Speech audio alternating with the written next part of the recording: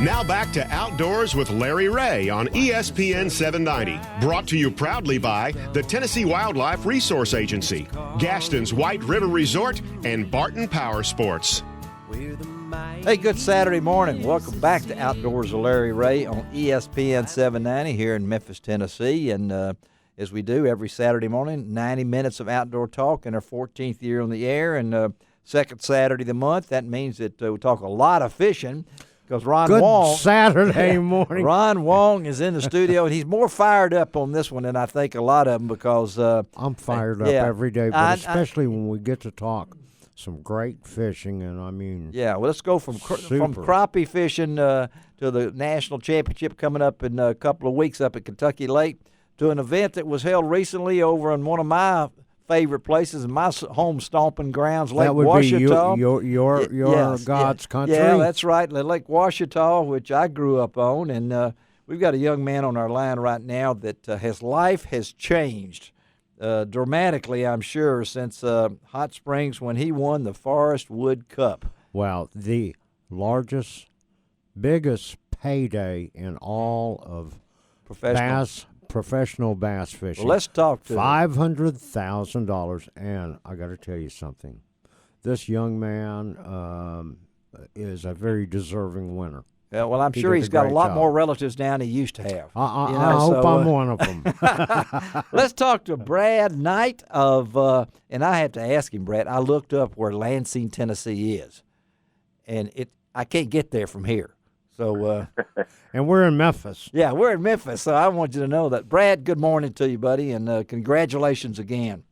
Hey, good morning to you guys. Thanks for having me on. I appreciate it. Well, tell us what's I know when you got it and you won it and you said it hadn't sunk in yet. Let's talk about how's it sunk in and what's been different since all this happened to you. Well, it's starting to sink in a little more each day, but really the biggest thing for us has just been so busy. We haven't had much time to just sit around and study on what's happened so much. It's been a lot of media, a lot of interviews, a lot of television stuff. We've been, have a lot of people carrying fishing, doing some shoots and stuff, and trying to do some stuff on the business side as well. It's just been a constant, something to do with it, and it's been great. I'm not complaining at all, trust me.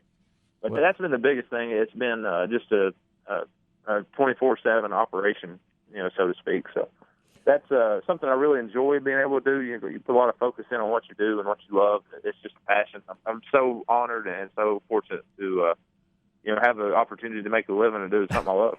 Yeah, absolutely. And I have to tell you, there at the Forrest Wood Cup, I had the pleasure of being there on that final day when you won it.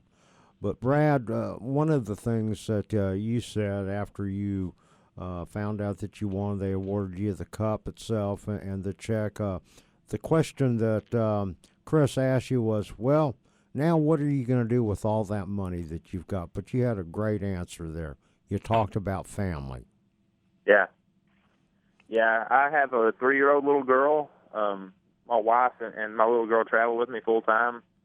And really, there's not a lot of stuff to do. We don't have a lot of exotic dreams of doing anything. I mean, we pretty much are the American dream. We bass fish for a living. We do that to pay our bills, and just pretty much being able to keep our life status quo is the main thing for me. It ensures the future doing this in the sport, I think, a little bit.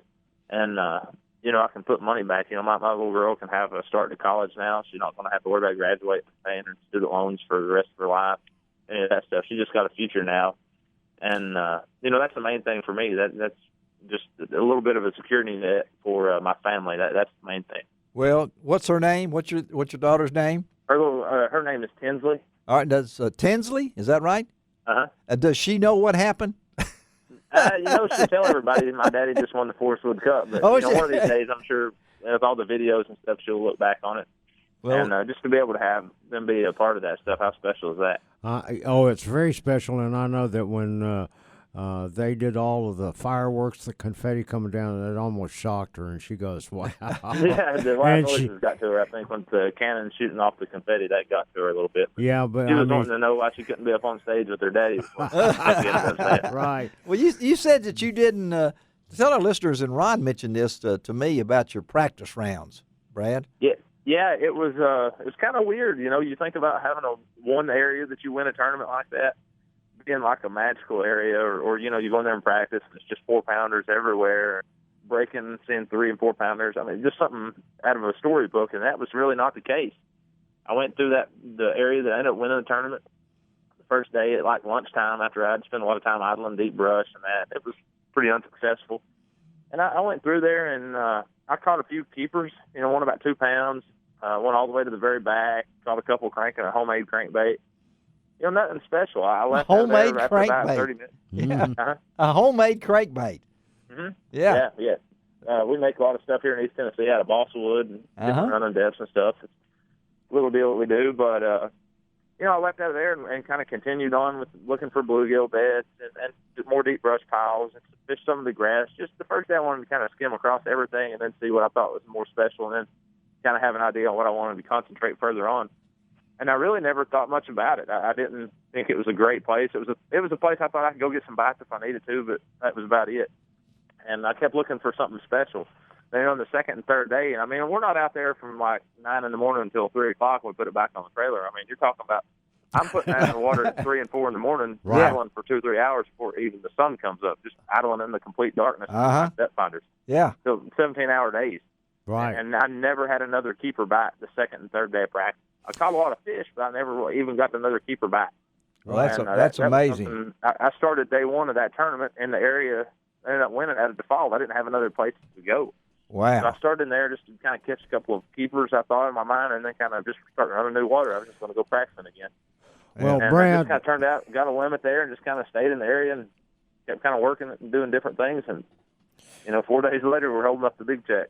Well, Brad, one of the things that was amazing was, you know, the weather changed almost every day there during the tournament. It's a 4-day competition, and, you know, you had that area, but you had to make adjustments every day, didn't you? And you were able to do that. Yes, sir. Well, it was that was the thing. You know, the first day I didn't really know the area on what was happening, so I was kind of figuring it out a little bit as we went. By about the second day, I kind of had it dialed in on what was going on. And basically, what had happened in this area on this ridgetop in the back of this creek, a tornado had came through like 3 years ago. Yeah. Right, that's right. Yeah, and derooted a lot of trees and deposited them all across this mud flat. So you don't just have like logs or so to speak when you think about isolated wood. I'm talking about full-grown trees, trees, root wads, right, the limbs, the whole 9 yards. Well, some of the trees had parts broken off, so all you're seeing is like a little telephone pole-looking tree sticking out. Yeah, that's kind of like the tip of the iceberg that you see. Exactly. That's exactly right. So what was happening was I was able to get up on top of those trees and go over them with my depth finder and try and find the root wad. That's right. And the I was heaviest finding, cover. It may be 40 feet underneath the water, and that was where my bites were. And there were other competitors in my area, but that's what gave me the advantage, figuring out where those root wads were. I could make a waypoint on my graph. Right. I was fishing stuff you couldn't see. It was basically, you know, fishing a brush pile, so to speak, but it was in 3 feet of water when I was fishing it with the drop shot. Well, it's pretty amazing. So the first day of the tournament, I kind of was figuring this out a little bit as I went. But I actually left that area because I'm casting isolated wood, and I don't know how many's in the area. So I'm thinking if I need to preserve all I can, right. I kind of left out of there and kind of more on the outside of the creek there. I got on just a mud bank buzzbait pattern. I actually culled all but one the first day on the buzzbait. That's so right. The buzzbait's what I'm thinking is going to be the deal that carries me through. But I'm thinking I can win this tournament now on the buzzbait. So but even on cloudy days, that buzzbait wasn't so good. Yeah, it's really weird. So the second day, I go back out to I catch a couple of good ones in the morning, thinking I'm going to really bust them on that buzzbait, and I go back out and fish most of the day, the rest of the day on that buzzbait, catch one bite. And that's all I had, on the buzzbait. So that bite really kind of faded on me. And the third day, it was all about I go in and I catch another limit early on the drop shot around the wood. And that was the day I kind of made my poorest decision. I was really a little disappointed at the end of the day. I had an average day, I had like 12.5 pounds, but I really once I had that limit, I knew I had made it to the fourth day. I really wanted to go for like a home run hit or the knockout blow. So I picked my big swim bait up. I do a lot of big topwater stuff.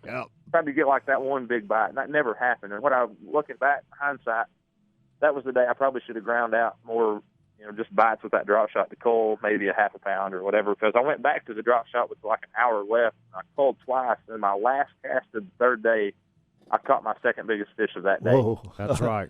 Well, So it's just it's an amazing run, and we're running out of time. I got to ask you here, and we're talking to Brad Knight, the young man that recently won the Forrest Wood Cup over on Lake Ouachita. Brad, this was your 79th tournament that you had fished in. Mm-hmm. Was there a point that you said, "Man, it's time for me to do something"? I mean, this really you're a grinder. I can understand that. Yeah, I don't. I've had an opportunity to have a win or two here or there, and various circuits, but really, consistency is what I've been known for to do well. So as long as I'm getting checks and it was providing for my family, doing something I enjoyed, I didn't have any problem with that. But as far as having to go for a win, you never really can count on that stuff, and that never really fazed me. There's a lot of people that have great careers that never do. That's right. Yeah. And so that I didn't really put too much focus in that kind of stuff. Brad, before we run out of time, you can't do this all by yourself. You've got to have some great sponsors. And who are some of your sponsors? This is my first year running a Phoenix bass boat. A fine boat. I love that boat. It's a total package, ride, pretty, very cheap compared to some of the other boats as far as price goes. Fast. I run a Mercury engine on it and never had any problems with it. Got me through the season flawlessly. Rigid Industries Marine LED lighting. Our buddy Chris Brown. Yeah, that's right. One great product. Those guys, great folks as well. Gamma line, Powell rods. Those are the stuff that it's like a chain. You're only as strong as your weakest link, and I feel total confidence with the equipment that I use. Well, buddy, we want to congratulate you, and I know that tell our folks where Lansing, Tennessee is. We're about 40 miles west of Knoxville, I guess, something in that area, over close to Oak Ridge where they make the atomic bombs. Okay. Oh, wow. Okay, is that where you grew up, or are you in? No, born and raised here. Yeah. Way to go. Well, that's great. I know what's the population of Lansing?